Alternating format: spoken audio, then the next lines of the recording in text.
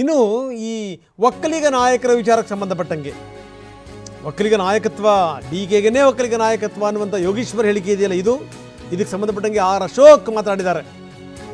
CP Yogeshwar ಹೇಳಿಕೆಗೆ ಅಶೋಕ್ ತಿರುಗೇಟು ಕೊಟ್ಟಿದ್ದಾರೆ.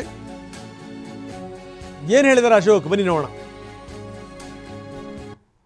ಅಧಿಕಾರ ಬಲ ಮತ್ತು ಕ್ಯಾಂಡಿಡೇಟ್ ಇಲ್ದಿರ ನಮ್ಮ ಪಾರ್ಟಿಯಿಂದ ಕ್ಯಾಂಡಿಡೇಟ್ ತಗೊಂಡು BJPಯಿಂದ ಕ್ಯಾಂಡಿಡೇಟ್ ತಗೊಂಡು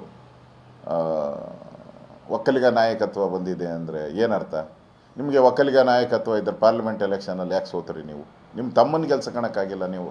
ಒಕ್ಕಲಿಗರ ಬೆಲ್ಟು ಕನಕಪುರ ಲೋಕಸಭಾ ಕ್ಷೇತ್ರ ಒಕ್ಕಲಿಗರ ಬೆಲ್ಟ್, ಅದು ಪೂರ್ತಿ ಮೋರ್ ದೆನ್ 60%.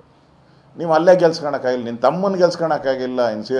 ಯೋಗೇಶ್ವರನ ಗೆಲ್ಸ್ಬಿಟ್ಟು ಒಕ್ಕಲಿಗರ ನಾಯಕ ಅಂತಾರೆ. ಯಾರು ನಂಬ್ತಾರೆ? ಯಾರು ನಂಬಕ್ಕೆ ಸಾಧ್ಯನೇ ಇಲ್ಲ. DK ಶಿವಕುಮಾರ್ ಯಾವತ್ತೂ ಒಕ್ಕಲಿಗ ನಾಯಕರು ಆಗೇ ಇಲ್ಲ, ಮುಂದೇನೂ ಆಗೋದು ಇಲ್ಲ. ಚನ್ನಪಟ್ಟಣ ಗೆದ್ದ ಕೂಡಲೇ ಅವ್ರೇನು ಒಕ್ಕಲಿಗ ಲೀಡ್ರ? ಅವ್ರು ಲೀಡ್ರೇ ಅಲ್ಲ ಅಂತ ಅಶೋಕ್ ಹೇಳ್ತಾರೆ. ನಾನು ಲೀಡ್ರ್ ಅಲ್ಲ, ನಾನು ಯಾವತ್ತು ಲೀಡ್ರ್ ಅಂತ ಹೇಳಿದ್ದೀನಿ? ತಮ್ಮನ್ನ ಗೆಲ್ಸ್ಕೊಳಕ್ ಆಗ್ಲಿಲ್ಲ ಒಕ್ಕಲಿಗರು. ಹೌದಪ್ಪ, ನಾವು ಗೆಲ್ಸ್ಕೊಳಕ್ಕಾಗಲಿಲ್ಲ. ನೀನು ಅಶೋಕಣ್ಣ ನನಗಿಂತ ದೊಡ್ಡವನು ಚಿಕ್ಕವನು ಗೊತ್ತಿಲ್ಲ, ನನಗೆ ದೊಡ್ಡವರು ಇರ್ಬೋದು. ಅಶೋಕಣ್ಣ, ನೀನು ಕನಕಪುರಕ್ಕೆ ಬಂದು ಎಷ್ಟು ಡೆಪಾಸಿಟ್ ತಗೊಂಡಪ್ಪ? ಬಂದಿದ್ದಲ್ಲ ಹೋಮ್ ಮಿನಿಸ್ಟರ್. ಯಾರು ನಿಂತಿದ್ದು? ರೆವಿನ್ಯೂ ಮಿನಿಸ್ಟರ್ ಇರಬೇಕು.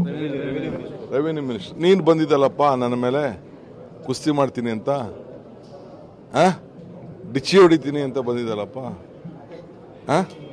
ಎಷ್ಟು ಓಟ್ ಬಂತೆ ನಿನಗೆ? ಸುಮ್ಮನೆ ಯಾಕೆ ಇವೆಲ್ಲ ಮಾತಾಡ್ತೀವಿ? ಆಯ್ತಪ್ಪ, ನನ್ನ ತಮ್ಮ ಅಂತೂ ಸೋತಿರೋದು ನಿಜ. ನನ್ನ ತಮ್ಮ ಸೋತಿರೋದು ನಿಜ. ಆ ಸೋತದ ಕೊಂಡಿಗಳು ಒಂದೊಂದೇ ಕಳ್ಕೊತಾ ಇದ್ದ.